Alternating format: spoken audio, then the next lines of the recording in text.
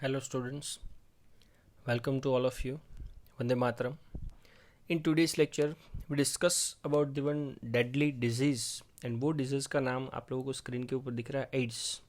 Full form is the acquired immunodeficiency syndrome. तो नाम के ऊपर से हम लोगों को पता चल रहा है कि भाई इम्यून सिस्टम की डेफिशिएंसी होगी विच आर एक्वायर्ड मतलब get during the life time of individual. कि भाई इंडिविजुअल की लाइफ टाइम पे कभी भी ये डिजीज़ का अगर इन्फेक्शन होता है तो इम्यून सिस्टम की डिफिशियंसी हम लोगों को हो सकती है. सो ये क्या क्लियर कट इंडिकेट कर रहा है कि भाई ये डिजीज़ कॉन्जिनाइटल नहीं है, मतलब सिंस द बर्थ हमें ये डिजीज़ नहीं होता है. अगर हमारी मदर को HIV का इन्फेक्शन ना हो तो बाकी जनरली ये डिजीज़ को कॉन्जिनाइटल कंसिडर नहीं किया जाता है. एंड सिंड्रोम का मतलब है it is a group of symptoms. सबसे पहले एक्वायर्ड इम्यूनोडेफिशिएंसी सिंड्रोम 1981 में रिकॉग्नाइज्ड किया गया था एंड लास्ट 25 ईयर्स के अंदर it is spread all over the world and killing more than 25 million number of person. तो ये एड्स एक्वायर्ड इम्यूनोडेफिशिएंसी सिंड्रोम नाम का जो डिजीज है कौन क्रिएट करता है? इट्स वन वायरस और वो वायरस का नाम है HIV virus, human immunodeficiency virus. So this virus is belongs to the one group of viruses and वो ग्रुप का नाम है रेट्रोवायरस. अब आपको पता है कि भाई रेट्रोवायरस हो या कोई भी टाइप का वायरस हो, हर एक वायरस के अंदर एज ए जेनेटिक मटेरियल या तो DNA होगा या तो RNA होगा. तो इसके पास एज ए जेनेटिक मटेरियल क्या होगा? RNA का जीनोम, एंड वो RNA के जीनोम के बाहर एक एनवेलप होगा. So let's see the diagram of HIV. तो HIV का ये है एनवेलप. एनवेलप के अंदर दिखेगा आप लोगों को ये HIV का कैप्सिड जो प्रोटीन से बना होगा. कैप्सिड के अंदर आपको दिख रहा है HIV का RNA एंड उसके अंदर दिखने वाले number of enzymes. And last उसकी सरफेस के ऊपर जो ये ग्रीनिश कलर के पार्टिकल्स दिख रहे हैं, this are the glycoproteins of HIV virus. अब सबसे मोस्ट इंपॉर्टेंट पार्ट कि भाई ये डिजीज का ट्रांसमिशन कैसे होता है, मतलब A पर्सन की बॉडी में अगर है तो वो B पर्सन की बॉडी में कैसे ट्रांसफर होता है. पॉइंट नंबर 1 कि भाई HIV वाले पर्सन के साथ सेक्सुअल कांटेक्ट करेगा कोई पर्सन तो उसको डिजीज फैलेगा. HIV वाले पर्सन की बॉडी से ब्लड या तो ब्लड की कोई प्रोडक्ट अगर नॉर्मल पर्सन की बॉडी के अंदर ट्रांसफ्यूज होती है, ट्रांसफ्यूज का मतलब है ट्रांसफर होना. नंबर 3, अगर HIV वाले पर्सन ने यूज़ किया हुआ इन्फेक्टेड नीडल यूज़ किया है तो, पर ऐसा ज़्यादातर कब होता है? जब 4 से 5 पर्सन वेन के अंदर जब ड्रग का मिसयूज़ करते हैं. तो कोई पर्सन को अगर HIV है और वो ही पर्सन की यूज़ की हुई सिरिंज और नीडल अगर कोई नॉर्मल पर्सन यूज़ कर लेता है तो डिजीज़ फैलेगा. And number 4, from infected mother to her child, because आपको पता है दोनों एक दूसरे के साथ कांटेक्ट में होते हैं by the help of placenta. तो ये HIV के जो एंटीजन है मदर से चाइल्ड की बॉडी के अंदर ट्रांसफ़र हो सकते हैं थ्रू दी प्लासेंटा.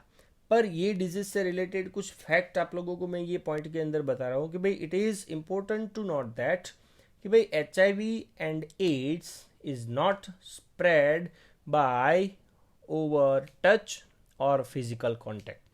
कि भाई HIV वाले पर्सन को टच करने से या तो फिजिकली कॉन्टेक्ट में रहने से ये डिजीज़ नहीं फैलेगा. कब तक ये डिजीज़ नहीं फैलेगा? जब तक कोई भी 2 पर्सन की बॉडी की फ्लूइड है वो एक दूसरे के साथ कांटेक्ट में नहीं आती सब तब तक.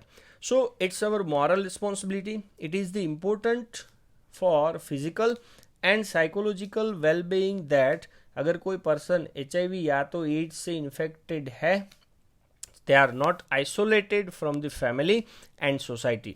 मतलब उसको सोसाइटी से सेपरेट या तो आइसोलेट करने की ज़रूरत नहीं है क्योंकि उसके साथ फिजिकली टच में रहने से या तो उसके साथ बैठने से, उसके साथ बातें करने से ये डिजीज़ कभी भी नहीं फैलने वाला. And last point is that कि भाई ये डिजीज़ की एक स्पेशलिटी है कि there is always a time lag. Time lag का मतलब है एक गैप आपको दिखेगा। किसके बीच में गैप दिखेगा? कि समझ लो कोई पर्सन को HIV का इन्फेक्शन लगा है और इन्फेक्शन लगने के बाद वो डिजीज के सिम्टम्स दिखेंगे, तब तक टाइम पीरियड लगता है कि भाई यहाँ पे मैं आप लोगों को 2 गैप दे दूँ कि भाई ये इन्फेक्शन लगा और ये सिम्टम्स दिखे, तो इनके बीच में मे बी पॉसिबल है टाइम पीरियड कभी कभार फ्यू मंथ का भी हो सकता है एंड कभी कभार बहुत ईयर्स का भी हो सकता है। सो HIV का एक्सप्लेनेशन समझने के लिए हम लोगों को सबसे पहले समझना होगा उसका लाइफ साइकिल, और वो लाइफ साइकिल आप लोगों को ये डायग्राम के अंदर क्लियर कट दिख रहा है। ये है रेट्रोवायरस का स्ट्रक्चर।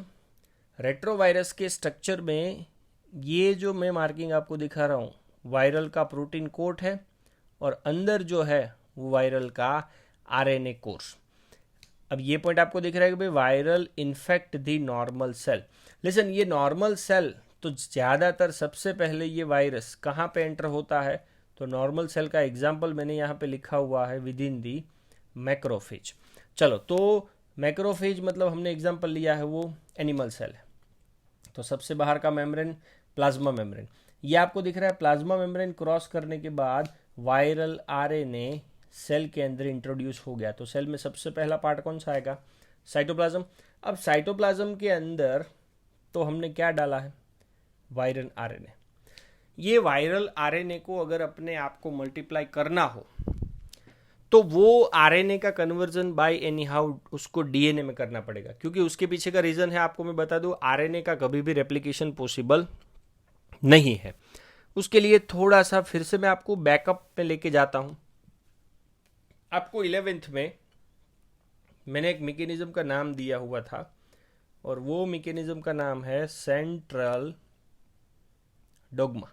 सेंट्रल डोग्मा मतलब RNA में से DNA बनता है ट्रांसक्रिप्शन नाम की प्रोसेस से, एंजाइम यूज होगा ट्रांसक्रिप्टेज। RNA से बनता है प्रोटीन, प्रोसेस का नाम है ट्रांसलेशन, एंड DNA में से DNA बनता है by the help of replication. पर यहाँ पे तो उल्टा है, हमारे पास तो एज ए जेनेटिक मटेरियल कौन है? RNA, पर रेप्लिकेशन तो किसका पॉसिबल है? खाली DNA का। तो अब हमें यहाँ पे उल्टा जाना है कि भाई हमारा मेन एम क्या है? We have to convert RNA into the DNA।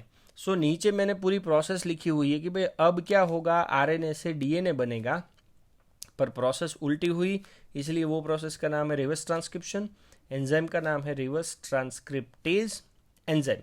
तो ऐसा करने की जरूरत क्यों पड़ी हमें? Because they are required for the multiplication of genome of HIV virus, and उसका जीनोम क्या था? RNA। और RNA का रेप्लिकेशन पॉसिबल न हो, इसकी वजह से हमारा मेन एक काम क्या रहा कि भाई RNA को हम लोग किस में कन्वर्ट कर देते हैं? DNA में।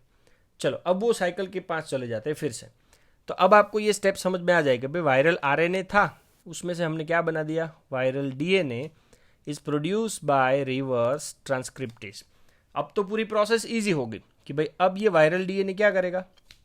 इनकॉर्पोरेट मतलब enter into the host genome. Host मतलब जो एनिमल सेल की बॉडी का जीनोम था उसके साथ वो एंटर हो गया। तो ये आपको दिख रहा है यहाँ पे न्यूक्लियस, और न्यूक्लियस के अंदर का DNA। अब DNA तो होस्ट के जीनोम के साथ इंट्रोड्यूस हो गया, तो अब DNA का तो रेप्लिकेशन आपको पता है होगा, तो होस्ट का जितना DNA रेप्लिकेट होगा उतना हमारे HIV के DNA का भी रेप्लिकेशन होता रहेगा, और DNA से कंटिन्यूसली क्या बनता रहेगा? तो भाई ट्रांसक्रिप्शन नाम की प्रोसेस से RNA बनता रहेगा। सो बहुत सारे new viral RNA is produced by infected cells. तो ये आप लोगों को दिख रहा है न्यू वायरल RNA। अब ये वायरल RNA के बाहर ये प्रोटीन का कोट लगता जाएगा, एंड ये प्रोटीन के कोट लगने के बाद this new viruses can infect the other cell. भाई पहले एक ही वायरस का सेल अंदर आया था, एक में से 2 बने, 3 बने, 10, 50, अब वो वायरल के सेल क्या करेंगे, नए नए एनिमल सेल के अंदर एंटर होते जाएंगे and infect the other cells. एक मोस्ट इंपॉर्टेंट नोट आप लोगों को यहाँ पे दिख रहा है, भाई infected cells can survive. Infected cell survive कर सकता है कब तक, virus are being replicated and released, कि भाई जब तक वायरस रेप्लिकेट नहीं हो जाता, रिलीज नहीं हो जाता, तब तक वो इन्फेक्टेड सेल्स अपने आप को सर्वाइव कर सकता है। चलो, तो आप लोगों को मैंने बताया कि भाई सबसे पहले ये जो वायरस था वो मैक्रोफेज के अंदर एंटर हुआ। सो मैक्रोफेज क्या करेगा, कंटिन्यूअसली ऐसे वायरस को बनाता रहेगा as like HIV manufacturing factory, क्योंकि HIV ने पहले ही मैक्रोफेज के अंदर जाकर के पूरा का पूरा कंट्रोल अपने हाथ में ले लिया था। तो HIV के जो वायरस है वो बहुत ही ज़्यादा नंबर में जनरेट करेगा मैक्रोफेज, इसीलिए इसको बोला जाता है HIV की फैक्ट्री। मैक्रोफेज के अंदर तो एंटर होगा ही होगा, साथ साथ में HIV is also enter into the helper T lymphocyte. Listen, आपको पता है कि भाई लिम्फोसाइट मतलब हमारी बॉडी को इम्यून सिस्टम देने वाला सेल, तो वहां पे जाकर के भी ये HIV क्या करेगा, अपने आप को रेप्लिकेट करेगा and produce the progeny virus. In short यहां तक का जो पॉइंट है वो वायरस के मल्टीप्लिकेशन का स्टेज था। तो ये बहुत सारे वायरसेस जो है they are released with in the blood and attack to the other helper T lymphocyte. आप समझ लो ये हेल्पर टी लिम्फोसाइट के number time to time decrease होते जाएंगे, क्योंकि HIV ने उनको इन्फेक्ट करके रखा है। तो जितने ये हेल्पर टी लिम्फोसाइट पर्सन की बॉडी के अंदर डिक्रीज होते जाएंगे, उतनी पर्सन की जो इम्यूनिटी है वो इम्यूनिटी भी डिक्रीज होती जाएगी। तो मेन ये डिजीज का पॉइंट यही है। चलो, मल्टीप्लिकेशन होने के बाद वो बॉडी में कुछ ना कुछ मॉर्फोलॉजिकल चेंजेस करेगा। So this morphological changes is consider as a symptoms. तो एड्स या तो HIV के symptoms, number 1, person are suffer from bouts of fever. Bouts का मतलब आपको रखना है याद, क्रॉनिक, मतलब लॉन्ग ड्यूरेशन तक पर्सन को फीवर होगा, diarrhoea, loose motion and without any reason person की बॉडी का जो वेट है वो लॉस होता रहेगा। अब आपको मैंने पहले ही बताया कि भाई ये हेल्पर टी सेल के नंबर डिक्रीज होने की वजह से इम्यूनिटी तो बिल्कुल डाउन हो गई है। So person are start suffering from other infectious agent such as those due to the bacteria. तो उसमें एग्जाम्पल आपको दिख रहा है कि भाई माइकोबैक्टीरिया इन्फेक्ट कर सकता है, other number of viruses, fungus, even parasites like toxoplasma. So patient are become immuno deficient, deficiency है इम्यून सिस्टम की। So his or hers, himself or herself are unable to protect its life against this infection, कि भाई कोई भी infection के against में खुद को प्रोटेक्ट करना उसके कैपेसिटी की बाहर की बात हो जाएगी, क्योंकि खुद की इम्यून सिस्टम तो पूरी की पूरी टी हेल्पर सेल नहीं होने की वजह से एकदम डाउन हो चुकी है। ओके, अब ये एड्स नाम के डिजीज को अगर हमें कंफर्म करना हो कि भाई पर्सन की बॉडी के अंदर एड्स नाम का डिजीज है कि नहीं है, तो उसके लिए एक मेथड हमारे पास अवेलेबल है। जो मेथड का नाम है, टेस्ट का नाम है एंजाइम लिंक्ड इम्यूनोसॉर्बेंट एसे, एलाइजा। कभी कभार MCQ के अंदर ये फुल फॉर्म पूछा जाता है। अब आपको नीचे पूरा का पूरा टेस्ट कैसे होता है उसका मैं एक्सप्लेनेशन एक बार शॉर्ट में दिखा देता हूं कि भाई सरफेस के ऊपर वायरस के सैंपल है। अब सरफेस के ऊपर अगर वायरस के सैंपल है तो एंटीबॉडी जिसके अंदर एंजाइम था वो वायरस के एंटीजन के साथ जुड़ेगा। कंजुगेट का मतलब है जॉइंट होना। अब समझ लो कि वो एंटीजन एक्चुअल में HIV वायरस के है, तो वहां पे सबस्ट्रेट और एंजाइम दोनों एक दूसरे के साथ रिएक्ट करके एक स्पेसिफिक टाइप का कलर देगा, और वो कलर अगर मिलता है देन हम लोगों को कंफर्म समझना है कि भाई एलाइजा टेस्ट के थ्रू पर्सन का HIV रिपोर्ट जो है वो कैसा है, positive. So this are the test to confirm the AIDS or HIV. अब बात करते हैं ये डिजीज की ट्रीटमेंट. तो एड्स की ट्रीटमेंट देने के लिए obviously we have some anti retroviral drugs, but this drugs are partially effective. Totally effective drugs at present available हमारे पास नहीं है. हाँ, ये ड्रग्स के थ्रू क्या कर सकते हैं कि भाई ओनली प्रोलॉन्ग, मतलब कोई भी पेशेंट की जो लाइफ स्पान है वो थोड़ी सी बढ़ा सकते हैं, but we are not able to prevent the death. उसका डेथ होगा ये कंफर्म है, विच इज इनएविटेबल, मतलब सर्टेन, ये कंफर्म ही है. हाँ, एंटी रेट्रोवायरल आप ड्रग यूज करो तो पॉसिबिलिटी है कि भाई थोड़ा सा आप लाइफ स्पान उसकी बढ़ा सकते हो. सबसे मोस्ट इंपॉर्टेंट पॉइंट ये आता है कि भाई एड्स को हम लोग कैसे प्रिवेंट कर सकते हैं. सो अब हमारे पास पूरा का पूरा आइडिया है कि भाई AIDS has a no cure, तो उसके लिए सबसे बेस्ट क्या होगा, उसका प्रिवेंशन. लिसन, HIV का इन्फेक्शन मुझे और आप लोगों को सबको पता है, they are spread due to conscious behaviour pattern. Conscious pattern मतलब हम लोगों को सब कुछ पता है, फिर भी अगर हम लोग कोई गलती करते हैं देन वो डिजीज ट्रांसफर होगा. Listen, this disease are not transfer like pneumonia और टाइफाइड, कि भाई न्यूमोनिया किसी के छींकने से या तो फूड खाने से, वाटर कंज्यूम करने से ये डिजीज हो, ऐसा नहीं है. It is transfer during blood transfusion patient, new born from mother.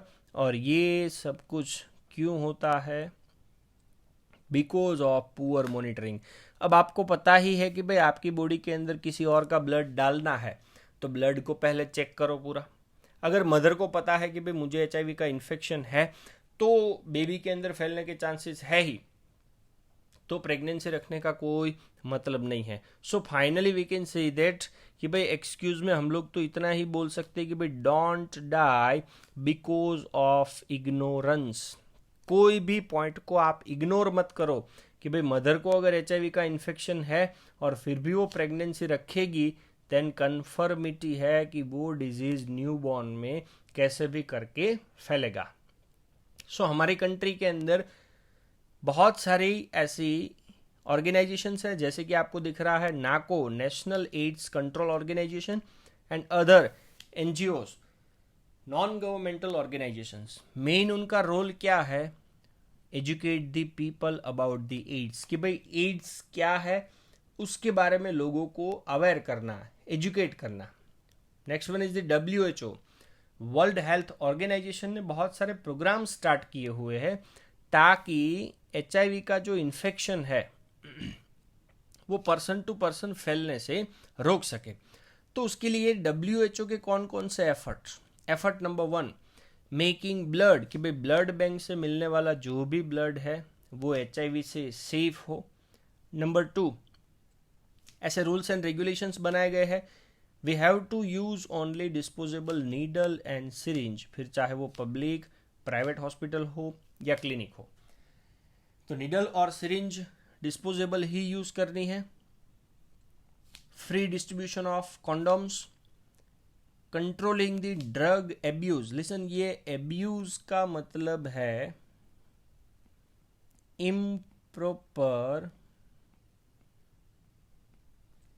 Use. Advocating the safe sex, कि भाई sexual relationship through out the life एक ही के साथ होने चाहिए और वो लाइफ पार्टनर के साथ.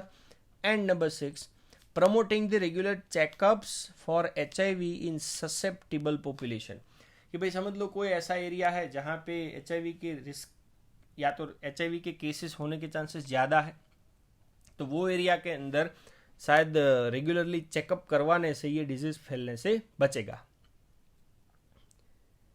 नेक्स्ट वन, अगर कोई पर्सन को HIV या तो एड्स का इन्फेक्शन है, ही और she should not be hidden, because उसके ये डिजीज के छुपाने की वजह से शायद ये डिजीज और भी ज्यादा नंबर ऑफ पर्सन की बॉडी में फैलने के चांसेस सबसे ज्यादा हो जाते हैं। And last point, because of any reason, चलो इन्फेक्टेड पर्सन है, HIV या तो एड्स का इन्फेक्शन उसको बिकॉज ऑफ एनी रीजन हो भी गया है, so this infected person requires help, support and sympathy instead of being शन, मतलब इग्नोरेंस बाय सोसाइटी, कि भाई अब उसको HIV या तो एड्स का इन्फेक्शन हो ही गया है तो उसको हेल्प, सपोर्ट या तो सिंपैथी प्रोवाइड करे ताकि वो लॉन्ग लाइफ तक लिविंग कंडीशन में सर्वाइव कर सके। So this all are related with the AIDS. Thank you very much. Jai Hind.